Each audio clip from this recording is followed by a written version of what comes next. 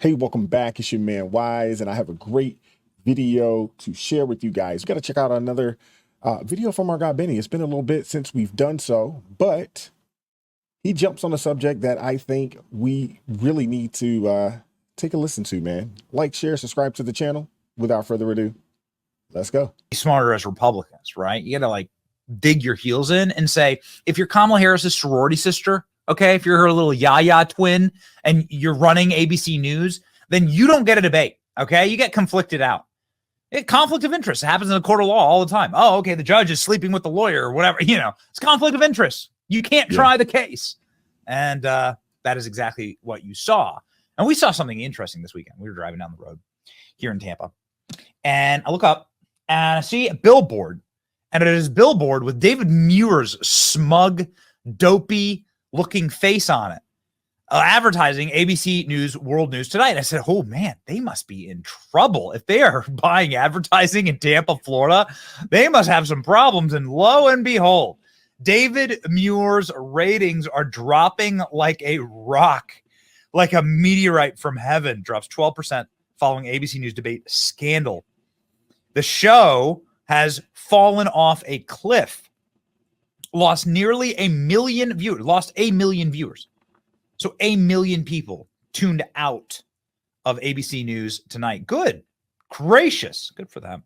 Following the September debate between Donald Trump and Kamala Harris, ABC News World Tonight anchor David Muir, who served as one of the moderators, has seen his viewership collapse. Fox News saying it averaged 6 million viewers instead of the normal 7.5. Well, I can't believe there's that many people still watching nightly news. Seriously, that is mind-boggling to me. When I first seen this and I seen that number, it's like, wow, they get 7, 8, almost 8 million people to watch this insufferable channel. Goodness gracious. The Nielsen ratings are completely broken anyway, but doesn't matter. The numbers were twice that just a decade ago. So this is dinosaur media, dinosauring. Dying media, essentially. No one really watches any of these mainstream news networks nowhere near like what they used to 20 some odd years ago. A lot of it is they're extremely biased, but a lot of it is it's gotten too daggone expensive to have cable. And no one's paying $200 to watch people like David Muir. Really? Muir and Lindsey Davis were criticized for fact-checking Trump. They've since said that there was no plan to fact-check Kamala Harris. And that maybe the ABC affidavit is right. You know, the affidavit, it says that they gave Kamala the questions ahead of time and that they had promised Kamala Harris that there would be no mean questions to her. There would be no questions about certain topics she didn't want to have touched, and that they'd only fact-check Trump. It was a rigged debate. Kamala Harris acted like it was a rigged debate the entire time. Smug and sneering and smiling. Like it's the entire thing. It's clearly a setup. Absolutely. She looked like the cat who ate the canary on a multitude of occasions. On a multitude of occasions. She really sat back and was like, yeah, I got this. I got this. That's the look that she had on her face. Goodness gracious. It was a crime scene. And everybody saw it. Look at that. You can see here. ABC News. This is these are the ratings.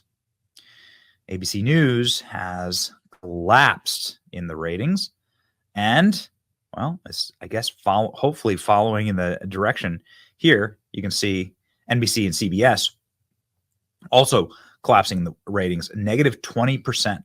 Goodness gracious. ABC David Muir sees newscast ratings decline after controversial debate performance. Oh man, now he's on to explain himself. David Muir. Oh boy. Okay, so I want to remind you guys of how bad this was, because it is easy to just kind of just like forget these things, and there's so much happening. Donald Trump, another assassination attempt. Just a reminder that David Muir didn't just fact check Donald Trump. So he's getting attacked for fact checking Trump. He deserves that. Fact check Trump, by our count, 6 times. Most of the fact checks were fake, not even real fact checks, because he was wrong. He's wrong on the FBI data. But there's one in particular that was egregious, where he tells Donald Trump whether he was being sarcastic or not. This is what passes for debate moderation these days. This is like a parent-teacher conference, and the teacher is like arguing semantics of like the third grade. It is a despicable act. Look at this again. Here you go. You can't get worse than this. You just can't. Donald Trump tells a joke, and David Muir does a fact check on whether Trump was being sarcastic. 2020 election, you repeatedly falsely claimed that you won, many times saying you won in a landslide. In the past couple of weeks leading up to this debate, you have said, quote, you lost by a whisker, that you, quote, didn't quite make it, that you came up a little bit short. I said that? Are you now acknowledging that you lost in 2020? No, I don't acknowledge that at all. But I you said did that say sarcastically. But You know that. It was said, oh, we lost by a whisker. That was said sarcastically. So Donald Trump has every right to say, I'm talking off the cuff. I'm making my own, I'm speaking for myself. I'm making my own commentary. And I'm being sarcastic. How are you possibly able to, and look at the way that Kamala Harris carries herself in this. Look at the way that even the camera positions looking up at Kamala is looking down at Trump. Any filmmaker will tell you there's the hero angle, right? And then there's the villain angle, the diminutive angle. Yeah. Going back and looking at it again, you can just see how much ABC helped this lady with this debate. And Benny's absolutely right. Once it came out that, her friend or, close friend who helped her, find her husband is in charge over at ABC, right then and there, it should have been, hey, conflict of interest. We got to move this to another platform right then and there. I mean, the American people deserve so much better than what we're getting from our quote unquote national news networks. Looking down. The best part about this is David Muir's response to this is remarkable. Listen. That's why they're allowing them to come into our country. I did watch all of these pieces of video. I didn't detect the sarcasm, lost by a whisker. We didn't quite make it. And we should just point out here as clarification, and shut the up, dude. What? I didn't. Who are you to say if someone's being sarcastic or not, or if they're trying to be funny or not?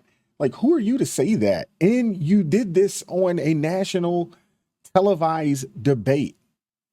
That's why they're losing credibility like this. That's why they're losing viewership like this, because the American people are not stupid.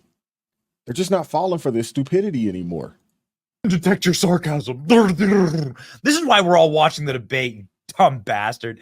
What is that? I didn't to figure out whether David Muir can detect sarcasm. This is what we're all concerned about right now in the debate.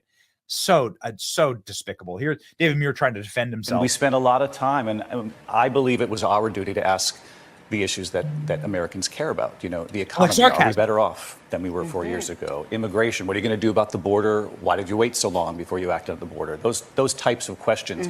Reproductive rights, Afghanistan, do you bear any responsibility? Peaceful transfer of power with the next election coming. These are all really important issues, the issues of our time, really. And I always say as a moderator, what the candidates decide to do with that time, you can ask the questions, but they'll answer with whatever they choose to answer with. That's right. And you have to be ready for whatever might come your way, even the most unexpected of moments. As you all know, you know what I'm talking about. Right. And I will say this. All of the noise that you hear afterward about which candidate won the debate, did the moderators win or lose, that's just noise. Yeah. You all know that. The most important thing to remember is that you all have the power. Everybody at home has the power. Oh, wow. Okay. Look at the audience. It's the Golden Girls? Like, what? It does look like an audience of Kamala supporters. Yeah, so they're right in line with viewers of ABC News. These are the final viewers of ABC News. Fox roasting the ratings decline, the much deserved ratings decline. Saying that David Muir's lying there. It was about David Muir. If it wasn't about David Muir, why'd you keep interrupting Trump? Why'd you keep fact-checking Trump? Why'd you fact-check his sarcasm, you jackass? Glad that David Muir, towards the end of his interview, mentioned that it's the people, the American voters, the viewers who have the power. Because you know what they're doing right now? They're tuning out of his show. There's been a 12% drop in viewership for his show since the debate. And that's a little bit encouraging to me because it shows that American voters aren't stupid, that they actually expect more from the press. They expect the press to hold themselves to a higher standard than the one that ABC's moderators held them to. And this is actually one of the reasons after the debate, I think I was one of the only ones who thought that Trump won. And it was because he was debating three people at once, and also because the swing state voters from back home in my home state of Michigan and others, they didn't get what they wanted out of that debate. They did not get to know Kamala Harris. They didn't get straight answers from her, and she looked worse as a result. That's absolutely. That whole debacle of a debate backfired on Kamala Harris, Tim Walz, and the Democratic Party, to be honest with you. They are losing credibility by the day. They're losing it. In the mainstream media who carry these people's water every day, they're losing credibility. And that's why you have people like a Don Lemon that's kind of off into oblivion now. And you look at the Angela Rye's that are, no one's paying attention to them anymore. No one's really watching the CNN shows. People think Joy Reid is a lunatic. They think she's a crazy person. No one takes her serious.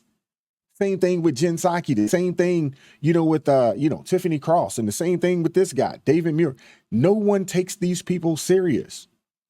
We got a chance to see what the NABJ does when they had a chance to interview Trump. We also seen what it looks like when they interviewed Harris. They do not look like an objective party. They just don't. They look like they have a side, they've picked a side, and they're riding with them until the wheels fall off. It's crazy. This is not how it's supposed to be. Great point. It's played out in the polling. The bombshell claims of an ABC whistleblower, we've been covering this, there's a sworn affidavit right here that ABC, from somebody who's allegedly worked for ABC News for 10 years in various technical and administrative positions. This affidavit claims that Kamala Harris was able to ban certain topics that it was agreed to, that Donald Trump would be the subject to fact check during the debate. Kamala Harris would not face comparable scrutiny.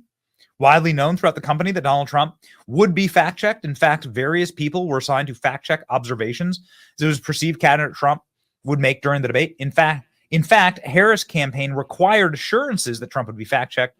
This was done via multiple communications with the Harris campaign, whereas the Trump campaign was not included in these negotiations.